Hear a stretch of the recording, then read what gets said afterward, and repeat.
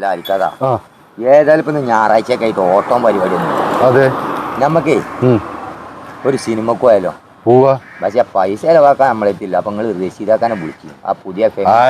അയാളല്ലേ അയാള് സിനിമക്കൊന്നും പോരൂല അയാള് പോരൂല നിങ്ങൾ അങ്ങോട്ട് തീരുമാനിച്ചാലും ഇവിടെ വന്നിട്ട് കാര്യം പറഞ്ഞാൽ നിങ്ങൾ വിളിച്ചും തെറ്റും ബാക്കി പണി ആയിക്കോട്ടെ വിളിച്ചോക്കാം നിങ്ങൾ വിളിച്ചോക്കാണ്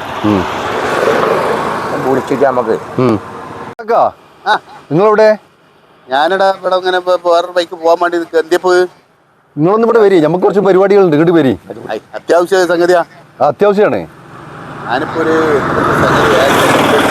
ആയിക്കോട്ടെ അത് സാരില്ല അങ്ങോട്ട് വരി കെട്ടിത്തിരിച്ചിലേക്കാരിപ്പോ അതൊന്നുമല്ല അങ്ങോട്ട് വരി വെറുതെ ആളെ നടുത്തിരിച്ചാണ് വന്നീ രസം ആയിക്കോട്ടെ ആയിക്കോട്ടെ ആയിക്കോട്ടെ കഴിച്ചിലാവുമാണ് എനിക്കിട്ടാ ആയിക്കോട്ടെ റെഡി ഓക്കെ നമ്മൾ നിങ്ങളെ കാത്തിക്കേനി അതെ ഞങ്ങളെ ഞായറാഴ്ച ആയതുകൊണ്ട് ഒരു പരിപാടി ആസൂത്രണം ചെയ്തിട്ടുണ്ട് എന്ത് പരിപാടിയായാലും മേടിച്ച് പറയുന്നത് ഒരുപാട് ചുറ്റുപാട് മുടക്കൊന്നും പറഞ്ഞു നല്ലൊരു കഥ ഇറങ്ങി ഫെമിനിറ്റി എന്നൊരു പടം പറഞ്ഞ കേട്ടി നല്ല മൂല്യരൊക്കെ ഉള്ള ഒരു മദ്രസാധ്യാപകനൊക്കെ പെട്ട നല്ല അവാർഡ് കിട്ടിയൊരു പടമാണ് സിനിമ അല്ലാത്തരായാലും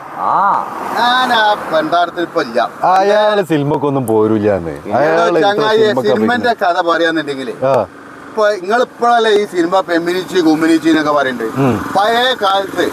സത്യന് ജയന് നസീർ ഇങ്ങനെയുള്ള നടന്മാര് പിന്നെ ഐ വി ശശി മറ്റോല് മറിച്ചോല് ഇങ്ങനെ കുറെ കഥ എഴുതുന്നോലും പറയണോലും ഒക്കെ ഉണ്ടായിരുന്നു ഇവരൊക്കെ എത്ര അടങ്ങാറായി ഒരു സിനിമ എടുത്താലും അത് അവസാനം എന്റെ തലയില വരിക പിന്നെ ഇവിടെ ചങ്ങായി അന്ന് ഞാൻ ഇവിടെ പോട്ടറാണ് ഈ ബസ്സിന്റെ മേലെ ഈ വിലിയും പെട്ടി വന്ന സിനിമകൾക്ക് വിമർത്തി ഏറ്റിക്കൊണ്ട് കൊണ്ടുവരുന്ന ആള് ഞാനേന്ന് ആരെയൊക്കെ സിനിമന്റെ കാര്യം പറഞ്ഞു വന്നു വിളിച്ചാന്ന് തോന്നി കഷ്ടകാലം